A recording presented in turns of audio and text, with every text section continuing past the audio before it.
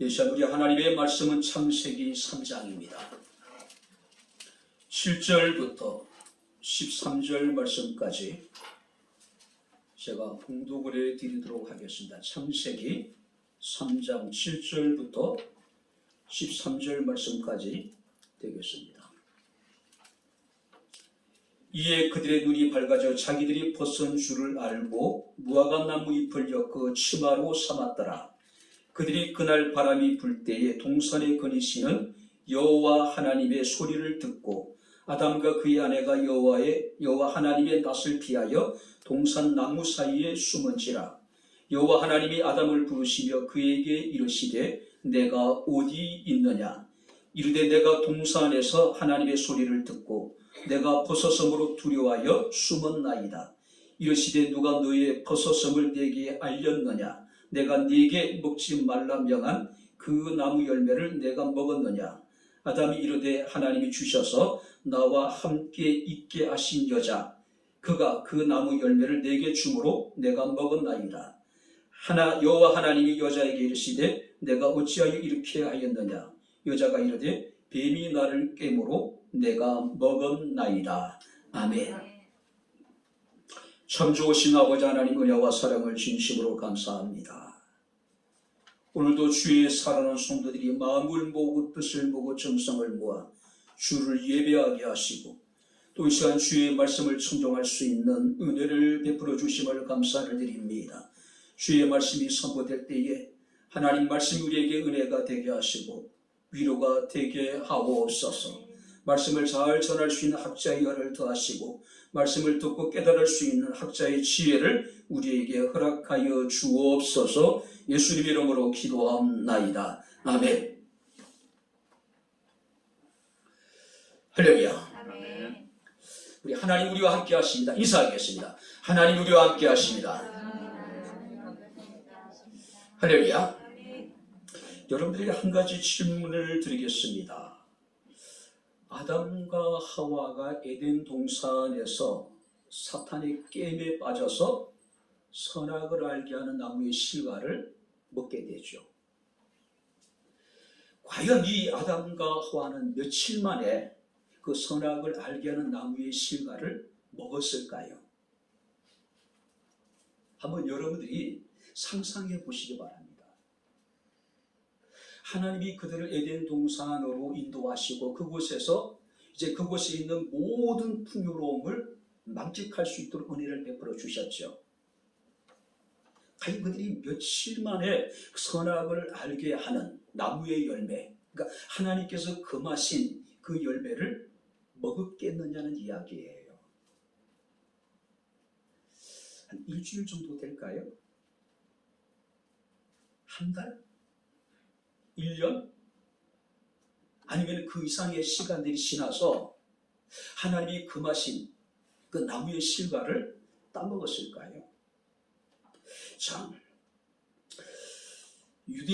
유대인들에게는 미드라시라고 하는 책이 있습니다. 그러니까 성경에 기록되어지지 않는 이야기들을 모아서 성경의 참고서처럼 읽는 책이에요. 근데 그 미드라시에 보게 되면은 아담과 하와가 에덴 동산에서 선악과를 따먹은 시간은 하나님이 그들을 에덴 동산에서 인도하시고 고작 3일이 지났을 때 그들은 하나님께서 금하신 선악을 알게 하는 나무의 실과를 먹었을 것이다. 자, 그 근거가 뭐냐면은 이스라엘 백성들이 430년 동안의 애굽의 노예 생활을 마치고 하나님께서 기적적인 방법으로 홍해를 마른 땅과 같이 건너게 하셨지요. 자, 그 엄청난 그 상황 앞에 모세와 미리암을 중심으로 이스라엘 백성들이 하나님을 찬양을 해요. 자, 홍해를 건넌 그들은 수르 광야라고 하는 곳으로 이제 들어가게 됩니다. 자, 하루가 지나고 이틀이 지나고 3일이 지났습니다. 어떤 일이 벌어지게 됩니까? 애굽에서 가지고 간 모든 물이 지금 떨어진 상황이에요. 마땅히 마실 만한 물을 찾았지만은 그들은 우물을 찾을 수가 없었죠. 어렵게 그들이 우물을 찾았는데 그 우물의 물이 너무나도 써서 먹을 수가 없었다고 이야기를 합니다. 그래서 이스라엘 백성들이 모세를 원망하기 시작하는 거예요. 자, 바다가 갈라지고 그 갈라진 그 바다를 마른 땅같이 건넜던 정말로 엄청난 기적을 목격한 그들이 다시 하나님을 원망하고 불평하기 시작한 지가 단 3일이었다는 이야기. 그래서 미드라시에 보게 되면은 그들은 에덴 동산에 들어간 지 3일 만에 하나님께서 금하신 선악을 알게 하는 나무의 실과를 먹었을 것이라고 이야기를 해요. 가만히 생각해 보면은 나름대로 일리가 있는 것 같아요. 우리가 은혜를 충만하게 받습니다. 우리는 성령의 충만한 상태 때로는 우리가 들어갈 수가 있어요.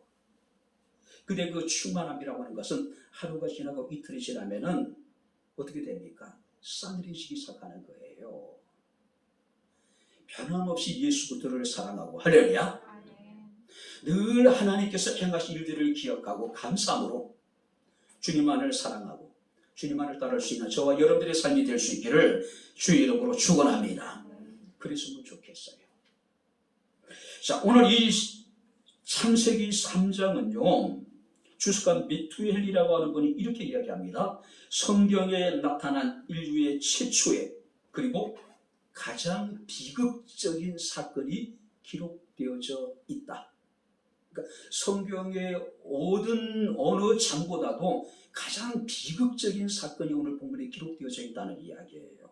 그러니까 우리가 너무나도 잘 알고 있죠. 하나님께서 에덴 동산을 창설하시고 아담과 하와를 그들을 그곳으로 인도하셨습니다. 그리고 하나님께서는 동산에 있는 각종 나무의 실과를 다 먹되 동산 중앙에 있는 선악을 알게 하는 나무의 실과는 먹지 말아라.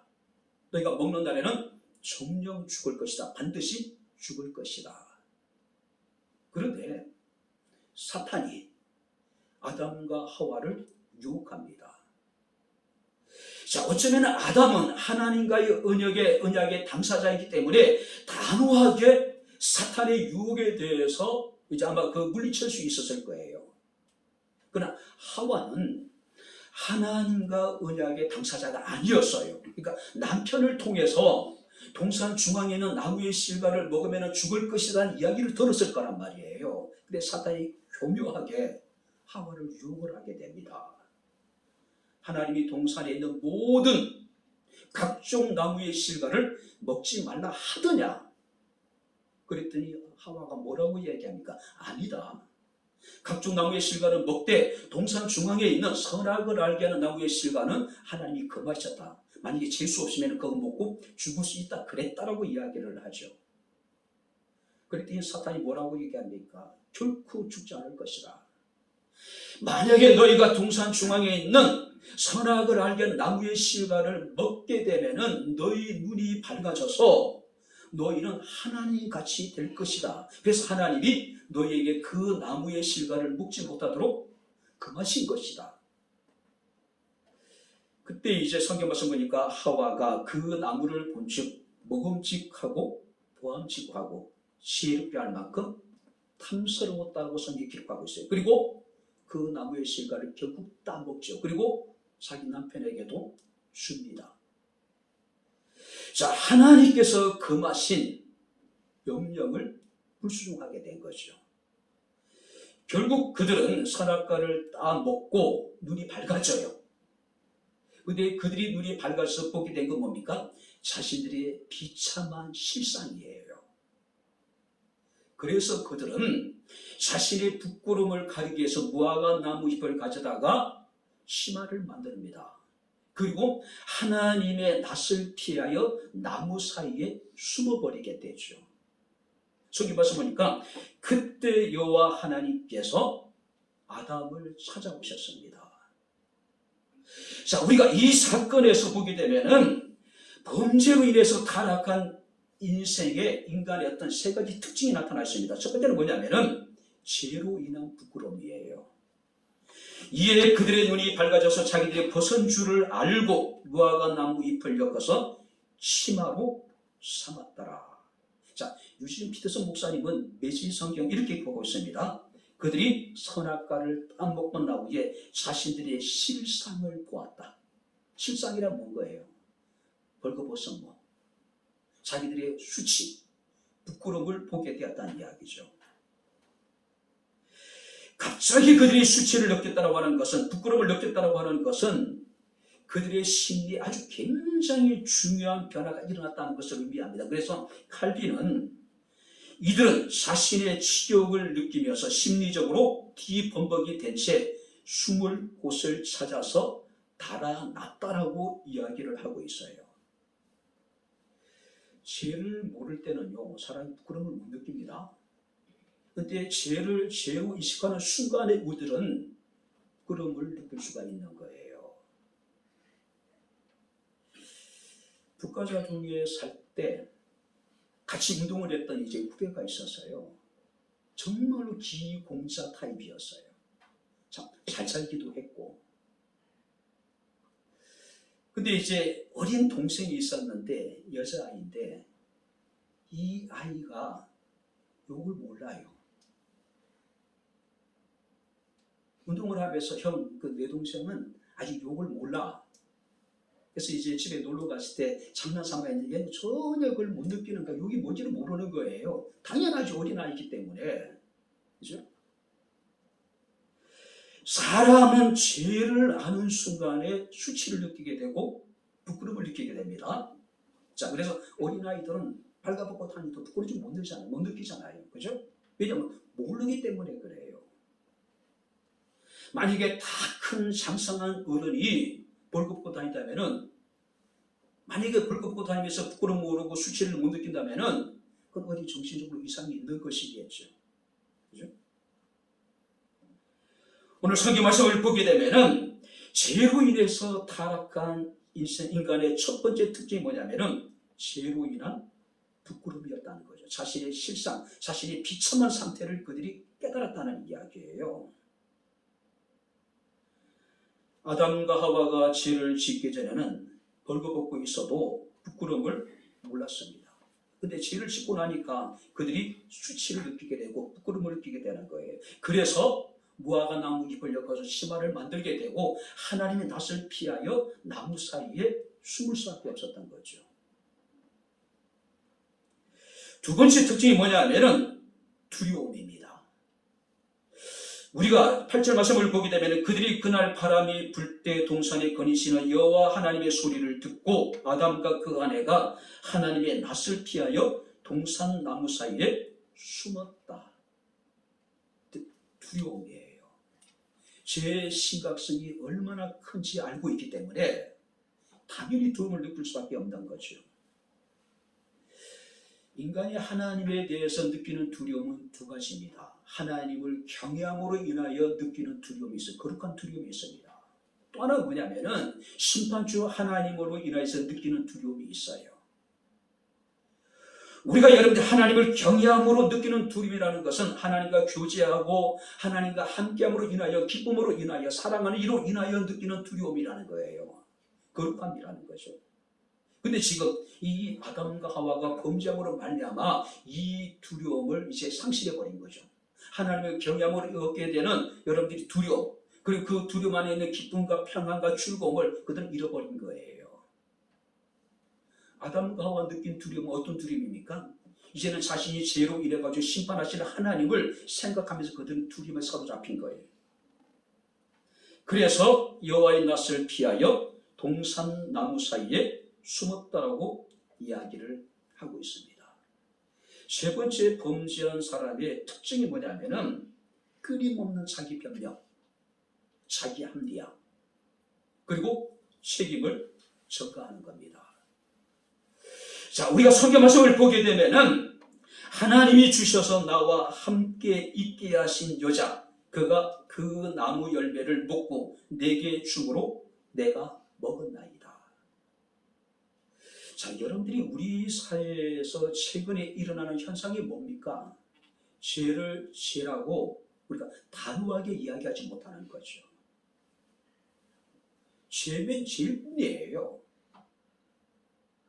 그들은 그것을 병이라고 이야기합니다. 그것을 실수라고 이야기를 해요. 뿐만 아니라 그들은 끊임없이 누구 때문이라고, 무엇 때문이라고, 사회적인 구조적인 문제 때문이라고 그들은 자신의 죄를 누군가에게 자꾸 전가하는 겁니다. 변명하는 거예요. 자기 합리에 사로잡혀 있는 거예요. 특별히 우리가 여러분들이 아담을 보시기 바랍니다. 하나님이 내가 어디냐 물어보셨죠. 그때 그는 뭐라고 얘기하냐, 내가 벌거벗어서으로 내가 숨었다라고 이야기를 하고 있습니다. 하나님이 내가 내게 명한 그 선악을 하게 나무의 실과를 따먹었냐 물어볼 때 뭐라고 얘기합니까? 하나님이 주셔서 나와 함께 있게 하신 여자, 그가 그 나무의 열매를 먹고 내게 주었으므로 내가 먹었나이다. 자, 보시기 바랍니다. 하나님이 내게 주신 그 여자, 그리고 나와 함께 있게 한 그 여자가 선악과를 따먹고 내게도 주어서 내가 먹었습니다. 그러니까 자신이 하나님 앞에 불순종하고 범죄한 그 범죄의 간접적인 원인이 하나님께 있다고 이야기하고 있는 거예요. 그래서 하나님이 주셔서 나와 함께 있게 한 그 여자 때문이라고, 그리고 자신의 직접적인 범죄의 책임을 그 여자에게 돌리고 있는 거예요. 그가 그 나무의 열매를 먹고 내게 줌으로 내가 먹었다. 그러니까 자신은 죄가 없다는 거죠. 그럴 수밖에 없었다는 이야기예요. 하나님이 내게 주신 여자, 나와 함께 있게 한 그 여자가 먹고 내게 주었기 때문에, 내가 먹었기 때문에 나는 죄가 없다는 이야기예요. 얼마 전까지만 하더라도 아담은 하와에 대해서 내 뼈 중에 뼈요, 살 중에 살이라고 사랑의 노래를 불렀잖아요. 그런데 이제는 그 여자가 자신의 범죄의 원인을 제공한 여자라고 지금 이야기하고 있는 거예요. 결국 죄로 인해 가지고 아담과 하와의 서로 간의 사랑의 관계가 완전히 파괴되어져 버린 거예요. 하와도 마찬가지죠. 내가 그러냐 물어보니까 뱀이 나를 깨물어 나는 먹었기 때문에 난 잘못이 없다는 이야기예요. 그죠? 이것이 범죄하여 타락한 인간이 가진 특징입니다. 부끄러움을 느끼고 두려움을 느끼고 끊임없이 자기 변명과 자기 합리화, 책임을 다른 사람에게 전가시키는 것. 자, 이런 아담과 하와를 하나님이 이제 찾아오셨습니다. 그리고 성경 말씀을 보게 되면 아담아 내가 어디 있느냐 묻고 계신 거예요. 자, 오늘 이 시간은 아담아 내가 어디 있느냐, 내가 어디 있느냐라고 이 말씀 속에 담겨져 있는 영적인 의미가 무엇인지 그 의미를 우리가 살피면서 함께 이 시간 은혜를 나누도록 하겠습니다. 자, 먼저 한번 8절 말씀을 우리 다시 한번 같이 읽겠습니다. 그들이 그날 바람이 불 때 동산에 거니시는 여호와 하나님의 소리를 듣고 아담과 그 아내가 여호와 하나님의 낯을 피하여 동산 나무 사이에 숨은지라. 9절 말씀 보니까 여호와 하나님이 아담을 부르시되 그에게 이르시되 내가 어디 있느냐. 자, 여기 보시기 바랍니다. 하나님께서 아담과 하와가 불순종하고 하나님이 금하신 선악을 알게 나무의 실과를 따먹었을 때에 바로 하나님께서 그들을 죽이겠다고 닮으신 것이 아니죠. 성경 말씀을 보게 되면은 날이 서늘할 때까지 하나님께서는 기다리신 거죠. 그날의 바람이 불 때까지 하나님께서 지금 기다리고 계신 거예요. 여기서 날이 서늘하고 바람이 불 때라고 하는 것은 많은 시간이 지나서, 그러니까 아담과 하와가 범죄하고 난 이후에 적지 않는 시간이 지나고 난 이후에 하나님이 그들을 찾아오셨다는 이야기예요. 원문을 직역하게 되면은 바람이 살랑살랑 불 때, 그죠? 날이 서늘할 때. 무슨 얘기예요? 이제 해가 이제 기울어져 가고 저녁에 어떤 선선한 바람이 불어올 때까지 하나님께서는 아담과 하와에 대해서 기다리고 계신 거예요. 참아주셨다는 이야기예요. 스펄전 목사님은 이 본문을 이렇게 번역해 놨습니다. 하나님은 시간이 많이 지나고 나서 천천히 오셨다. 당장 쫓아와서 그들을 벌할 수 있었는데, 당장 쫓아와서 그들을 단칼에 하나님께서는 뵐 수도 있었는데 그러지 않으셨다는 이야기예요. 오랜 시간이 지나서 천천히 하나님께서는 아담과 하와를 찾아오셨다는 이야기예요. 여기서 오랜 시간, 천천히, 어떤 의미일까요? 비록 아담과 하와가 범죄했을지라도 이제는 그들이 자신의 죄를 인식하고 마음을 차분히 정리하고 하나님 앞에 나와서 자신의 죄를 고백하고 회개할 수 있는 기회를 그들에게 주셨다는 이야기예요. 그런데 정작 그들은 어떻습니까? 성경 말씀을 보게 되면은 자신들의 부끄러움을 가리기 위해서 무화과 나무 잎을 엮어서 치마를 만들었습니다. 그리고 하나님의 낯을 피하여 숲속에 가서 숨었다는 이야기죠.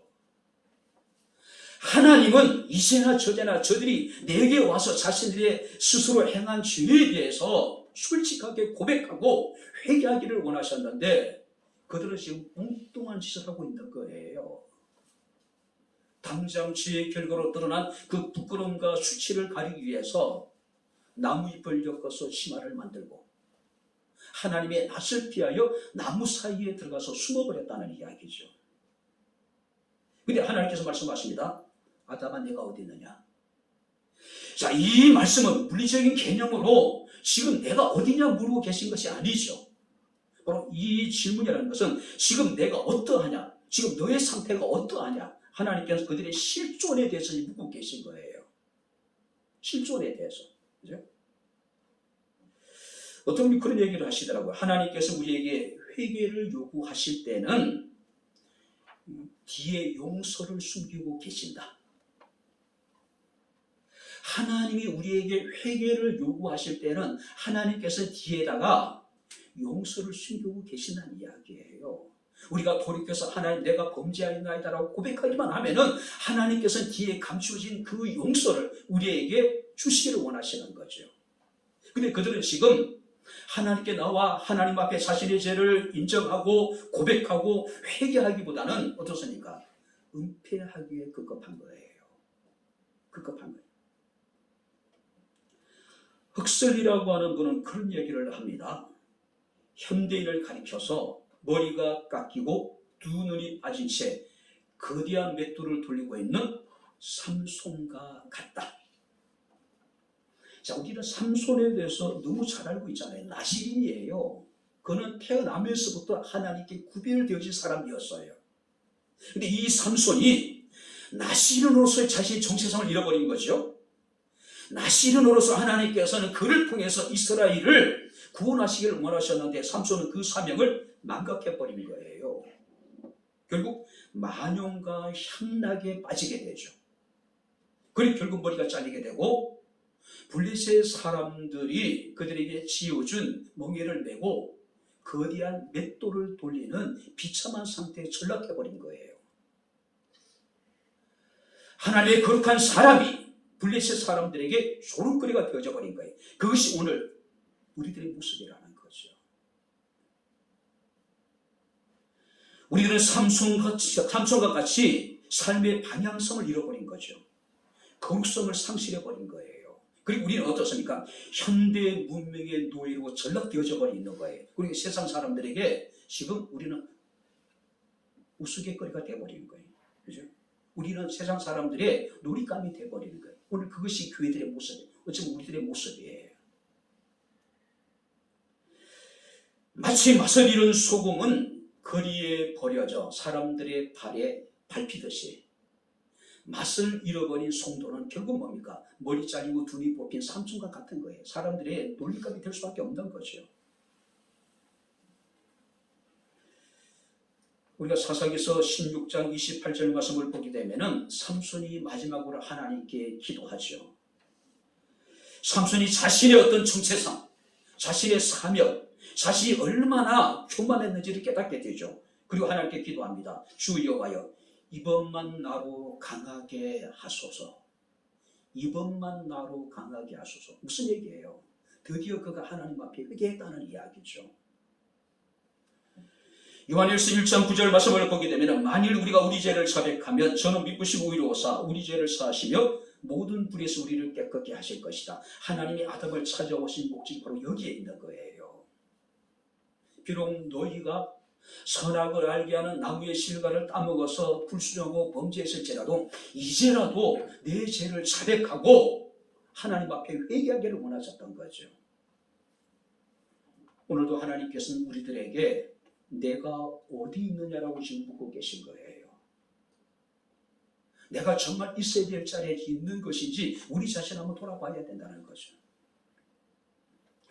두 번째 말씀을 보게 되면 하나님이 아담을 찾아오셔서 내가 어디 있느냐고 묻고 계십니다.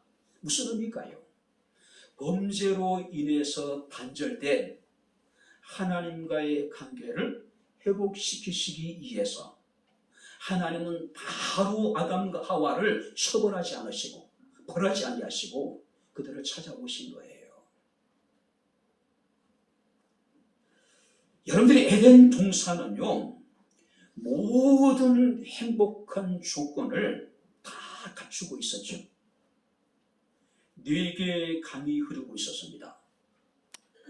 각종 나무의 실과가 열려 있었습니다.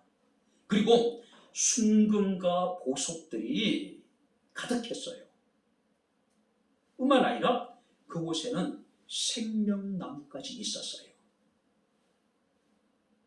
그야말로 모든 행복의 조건이 완벽하게 갖춰진 것이 바로 에덴 동산이에요. 4개의 강이 흐르고 있고 각종 나무의 실과가 풍성할 뿐만 아니라 사방의 순금과 보석들이 이렇게 이제 지천에 널려 있고 그리고 생명나무까지 있었다. 너무 완벽하잖아요. 그죠? 그런데 아담과 하와가 불순하고 죄를 범함으로 말미암아 모든 관계가 다 깨져버린 거예요. 모든 것이 다 사라져버린 거예요. 아담과 하와는 자신들의 죄로 인해 가지고 수치심 때문에 무화과 나무 잎을 엮어서 심화를 만들었습니다. 두려움을 인해 가지고 하나님의 낯을 피하여 동산 나무 사이에 숨어버렸어요. 뿐만 아니라 죄로 인해 가지고 아담과 하와 이 두 부부 관계가 다 깨져버린 거죠. 그러니까 하나님의 관계가 깨지니까 부부관계 모든 관계가 다 깨져버린 거예요. 하나님께서는 왜 아담과 하와를 찾아오셨을까요? 이 깨어진 관계를 다시 회복시키기 위해서. 그래서 하나님께서는 아담에게 내가 어디 있느냐라고 지금 묻고 계신 겁니다. 범죄한 인간이 먼저 하나님을 찾아오시기를 하나님께서 기다리는데 그들이 하나님께 나오지 않았어요. 결국 하나님께서는 먼저 그들을 향해서 발걸음을 내디디시고 먼저 그들에게 당신의 손을 내미신 거예요. 이제라도 돌이켜서 네가 회개하면은 깨어진 하나님과 너 우리의 관계가 다시 회복될 것이라는 이야기죠. 우리가 요한계시록에 보게 되면 첫사랑을 잃어버린 에베소 교회. 자, 에베소 교회는 참 많은 장점을 가진 교회였단 말이에요. 자, 그래도 불구하고 에베소 교회가 책망을 받은 단 하나의 이유가 있었어요. 그게 뭐냐면은 처음에 사랑을 잃어버렸다는 이야기예요. 그래서 하나님께서 말씀하시기를 어디서부터 떨어진지를 먼저 생각하라. 원인이 뭔지 한번 생각해 보라는 이야기죠. 그리고 너희는 돌이켜 회개하고 처음의 사랑을 다시 찾으라고 이야기하고 있는 거예요. 깨어진 관계가 회복되기 위해서는 먼저 누군가가 다가가야 되겠죠. 그리고 솔직하게 인정을 하는 것. 그리고 용서하는 것. 이것이 모든 깨어진 관계 회복의 중요한 요소들이잖아요. 하나님 그들이 하나님 앞에 나오기를 원했어요. 그래 나오지 않으니까 하나님 찾아가신 거예요. 그렇죠? 솔직하게 자신의 죄를 인정하고 하나님 앞에 회개하기를 원하셨어요. 근데 그들이 오지 않았어요. 하나님 찾아가셔서 내가 어디 있느냐, 지금 네가 무엇을 했느냐, 내가 지금 어떤 상태에 빠져 있느냐고 지금 묻고 계신 거죠. 하나님 그들이 자신의 죄를 회개하기만 하면 용서하기를 원하셨는데 그들은 끊임없이 죄에 대해서 자기 변명, 자기 합리화, 책임을 전가시키게 급급하고 있는 거예요. 하나님 그들을 미워할 수 있었을 것이고 당장 죽게 할 수도 있었을 겁니다. 그런데 하나님께서는 어떻게 하셨어요? 그들을 그대로 버려두지 않았습니다. 왜요? 하나님은 사랑이시기 때문에. 하나님께서는 죄 있는 우리들을 위해서 그 대가를 친히 담당하셨죠. 우리를 용서하시고 우리를 다시 구원하여서 하나님과 우리의 관계를 회복시켜 주셨습니다. 그것이 우리를 향한 하나님의 사랑이에요. 그래서 사도 바울은 로마서 5장에 우리가 연약하고 죄인되고 원수 되었을 때에 당신의 독생자신 예수를 우리를 위해서 내어주심으로 당신의 사랑을 우리에게 확증시켜 주었다고 이야기하고 있는 거예요. 아리스토텔레스라고 하는 사람은 그런 얘기를 하죠. 인간은 사회적인 동물이다. 사회적인 동물이라는 얘기는 인간은 태어나면서부터 죽을 때까지 관계 속에서 살아가야 될 존재라는 이야기예요. 관계 속에서. 근데 그 관계 중에도 가장 중요한 게 뭡니까? 하나님과 우리의 관계예요. 우리는 하나님과 관계 속에서 존재하고 하나님과 관계 속에서 살아가야 될 사람들이죠. 여기에 행복이 있고 여기에 진정한 평안이 있겠죠. 만약에 우리가 하나님의 관계가 우리가 단절된다면 우리는 존재할 수 없고 하나님의 관계가 단절된다면 우리는 공허하고 혼란스럽고 우리는 좌절할 수밖에 없겠죠. 만약 우리가 하나님의 관계 속에 있지 않다면 우리 인생의 목적도 의미도 우리는 어디에 찾을 수 없을 거예요. 그래서 어거스틴이라는 사람 이런 얘기합니다. 당신은 나를 하나님과의 관계 속에서 설정하셨기에, 그러니까 하나님은 하나님과 나와 관계 속에서 당신과의 관계 속에서 우리 인간을 설정해 놓으셨다 해요. 그러니까 세팅해 놓았다는 이야기예요. 나의 영혼은 하나님의 품을 떠나서는 평안을 찾을 수 없나이다. 그러니까 하나님이 우리 인간을 창조하시되 바로 우리가 하나님 품 안에서만 진정한 평안을 누릴 수 있도록 우리를 그렇게 설계하시고 그렇게 설정해 놓으셨다는 이야기예요. 하나님께서는 아담에게 내가 어디 있느냐라고 묻습니다. 너의 상태가 어떠하냐? 네가 지금 무슨 짓을 했느냐? 그걸 묻고 계신 거예요. 근데 아담 뭐라고 얘기합니까? 제가 벗었으므로 두려워하여 숨었다. 자, 벗었다고 이야기를 하고 있어요. 이건 근본적인 죄가 아니잖아요. 그들이 두려워하는 이유는 뭘까요? 하나님이 금하신 선악을 알게 한 나무의 실과를 먹었기 때문이죠. 불순종했기 때문에 그들이 지금 두려움에 사로잡혀야 되는데 그들은 그것이 아니라 그 죄의 결과로 그들은 자신들이 수치가 자신들이 어떤 부끄러움 또 그 결과로 인해 가지고 두려움에 사로잡혀 있다고 이야기하고 있는 거예요. 그러니까 무슨 얘기예요? 아담은 끝까지 솔직하지 않는 거예요. 하나님은 아담에게 뭘 원하고 계신 겁니까? 내가 범죄하였나이다.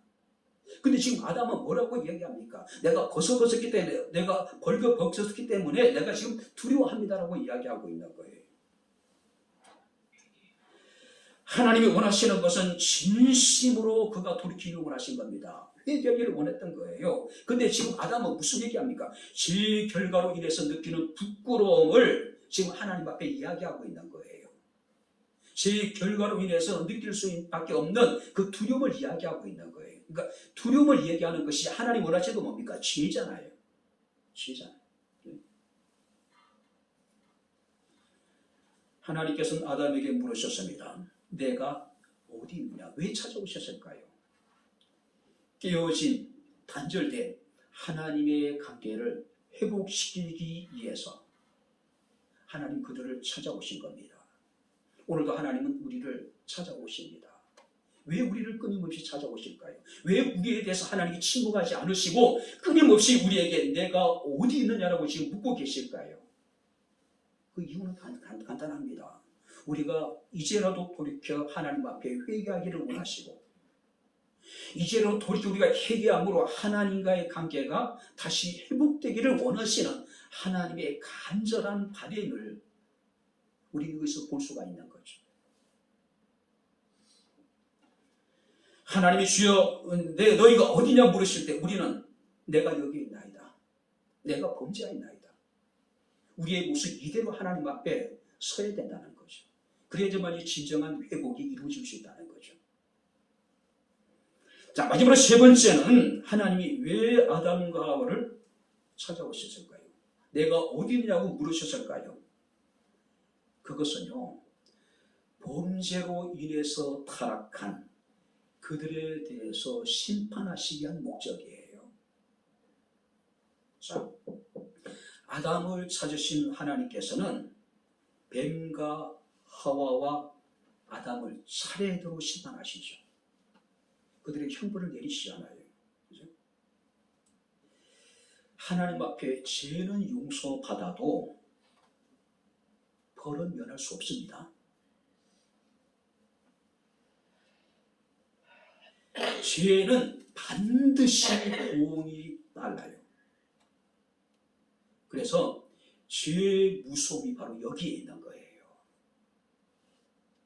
우리가 하나님 앞에 회개하면 하나님이 우리의 죄를 사해 주시지만은 그 죄로 인한 형벌은 우리가 면할 수가 없는 거예요. 다윗이 바세바의 어떤 부적절한 관계, 눈물로 침상을 적시면서 하나님 앞에 회개해요. 근데 그 죄가 용서는 받지만은 어떻게 됩니까?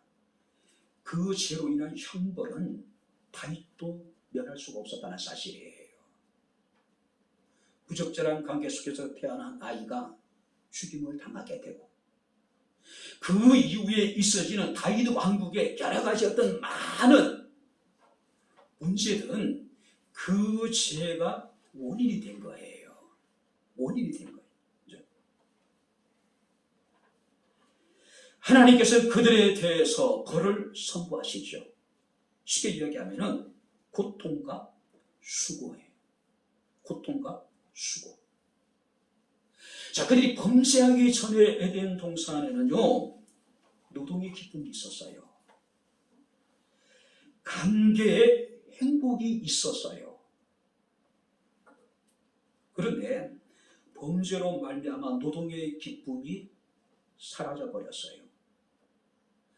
관계 속의 행복이 처절하게 깨져버린 거예요. 결국 이 범죄로 인해서 하나님과 인간의 관계가 깨졌죠. 인간과 인간의 관계가 깨져버려요. 자연과 인간의 관계가 깨지고, 우리는 어떻습니까? 그 사람과 속사람의 나의 관계가 깨져버려요. 그래서 많은 사람들이 이야기하잖아요. 마음하고 행동하는 것이 다른 이유가 바로 거기에 있는 거예요. 먼저 하나님께서 뱀에 대해서 심판을 하셨죠. 14절 15절 말씀을 보게 되면은 내가 이렇게 하였으니 내가 모든 가축과 들의 모든 짐승보다 더욱 저주를 받을 것이다. 여기 보시면 이게 무슨 얘기냐면은 너는 하와를 꾀해서 범죄를 저지르게 하였으니 모든 들 짐승으로부터 극심한 저주를 받을 것이다. 그러니까 모든 들 짐승으로부터 뱀은 극심한 저주를 받게 될 것이다. 그 이유는 좀 이따 제가 설명드릴게요. 두 번째, 하나님께서는 뱀에게 너는 여자의 원수가 될 것이고 내 후손도 여자의 후손과 원수가 될 것이고 여자의 후손이 내 머리통을 깰 것이다.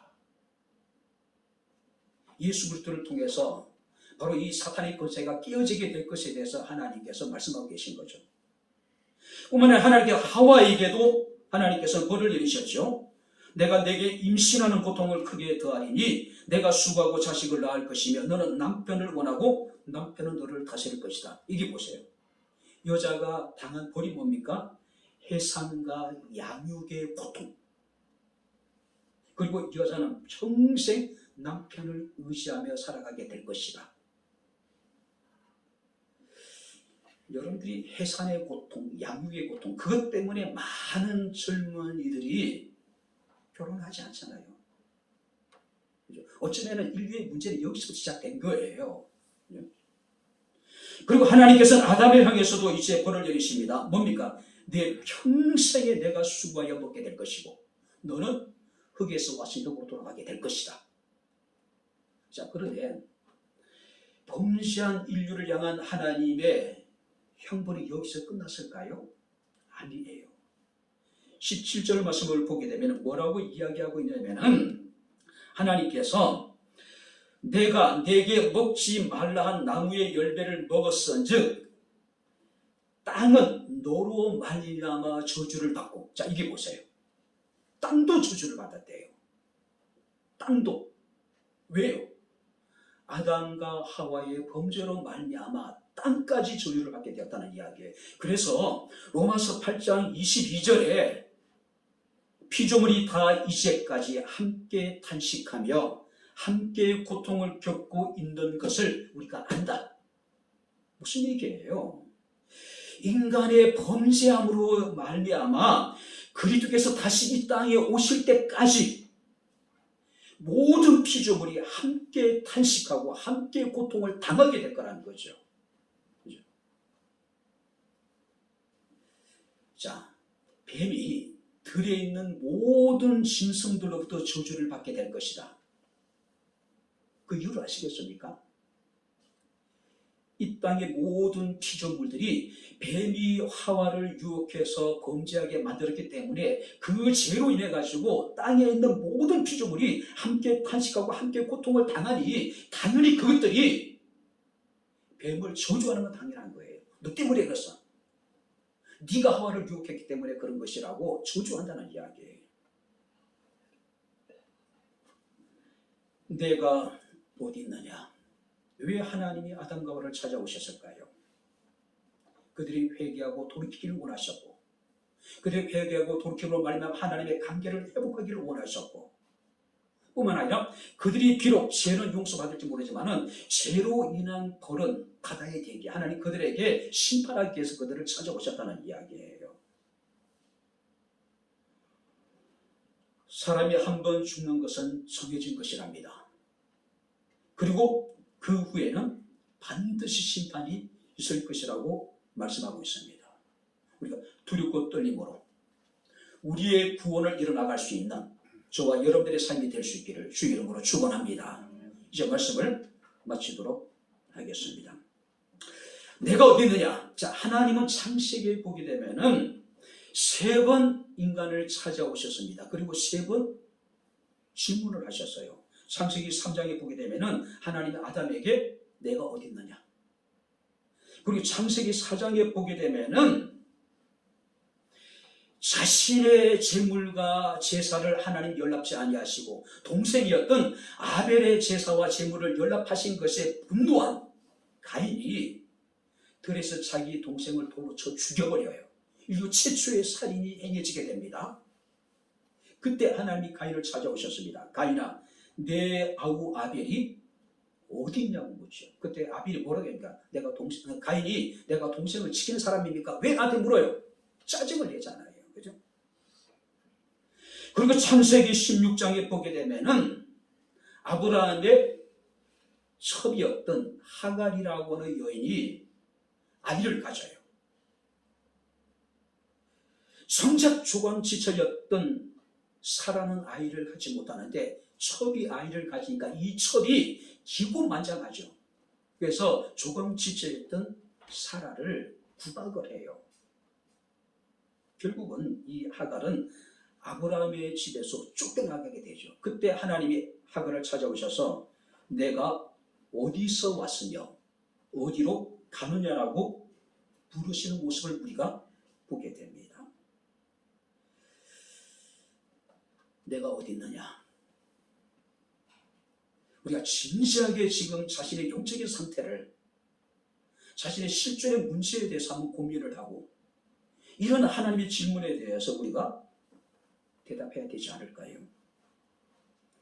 이사야 55장 8절부터 9절 말씀을 보게 되면은 이는 내 생각이 너희 생각과 다르며 내 길은 너희 길과 다르다. 내가 어디서 왔으며 내가 지금 어디에 있느냐, 내가 지금 어디로 가고 있느냐라고 하나님께서 묻고 계세요. 혹시 지금 우리가 하나님의 생각과 다른 길을 가고 있지는 않는지 우리 자신을 한번 돌아볼 필요성이 있지 않을까요? 여러분들이 운전을 대부분 하시죠? 예전에는 목적지가 정해지면은 지도를 펴놓고 찾아갔어요. 그죠? 근데 지금 그럴 필요가 없죠. 왜? 내비게이션이라는 게 있잖아요. 교회차는 내비게이션이 없습니다. 그래서 이제 핸드폰을 가지고 이렇게 켜서 이렇게 길을 찾아갑니다.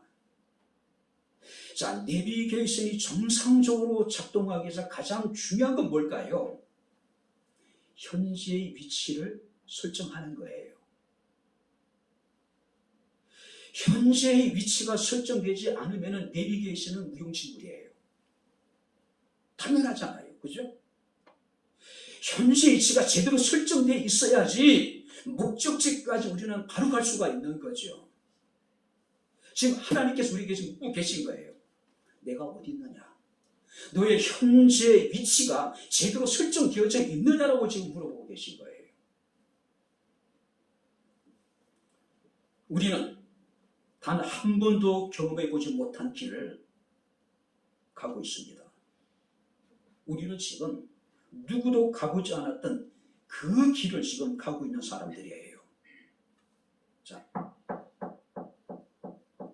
지금쯤 잠시 우리의 바쁜 걸음을 멈추고 우리의 인생에 어떤 이제 위치를 다시 한번 재설정해야 될 때가 아닐까요?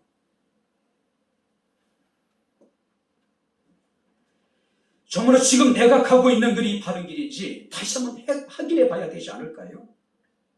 그리고 지금 내가 가고자 하는 길에서 어디까지 왔는지 우리의 지나온 길을, 앞으로 가야 될 길을 다시 한번 우리가 돌아보고 우리가 생각해 봐야 되지 않을까요?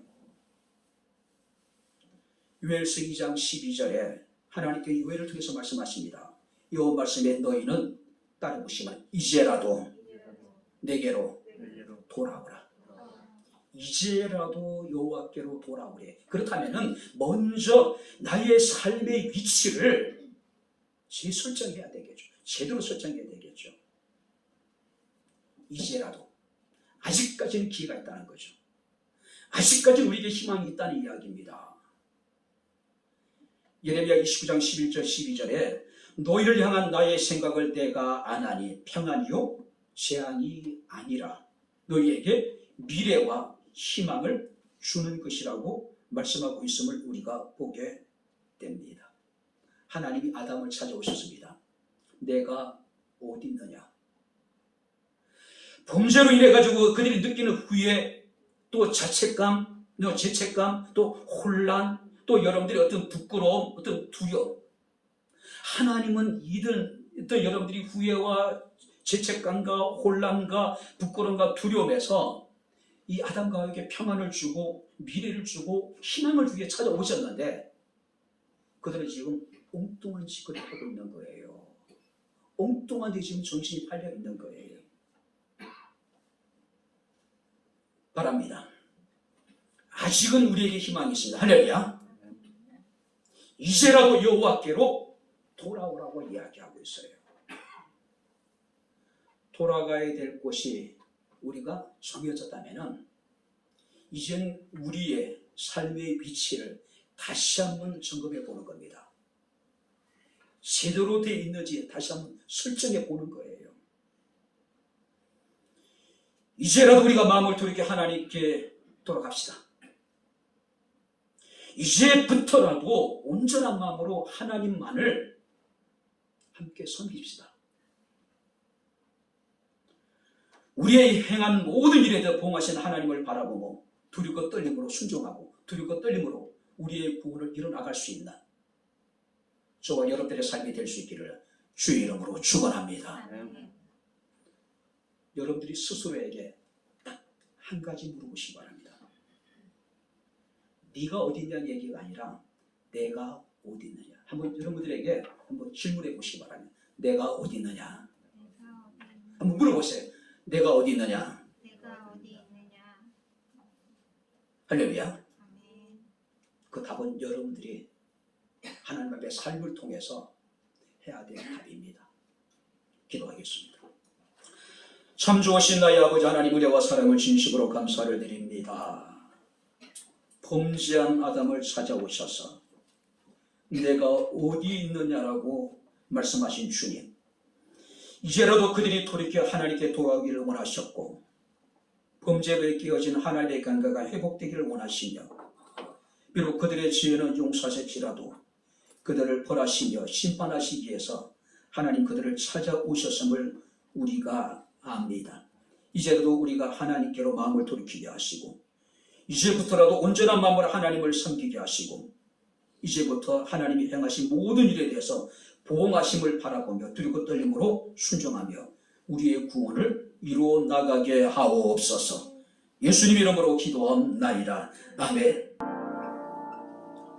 이제는 우리 주 예수 그리스도의 은혜와 하나님의 크신 사랑과 성령님의 교통 교전의 제 충만 역사 인도하시니 살아계신 하나님을 영과 진리로 예배함으로 하나님을 영원롭게 한 주의 사랑하는 모든 성도들 머리머리 위에 저들의 가정과 직장과 사업장과 이 교회와 이 나라 이 민족 위에 지금부터 영원토록 함께 있을지어다.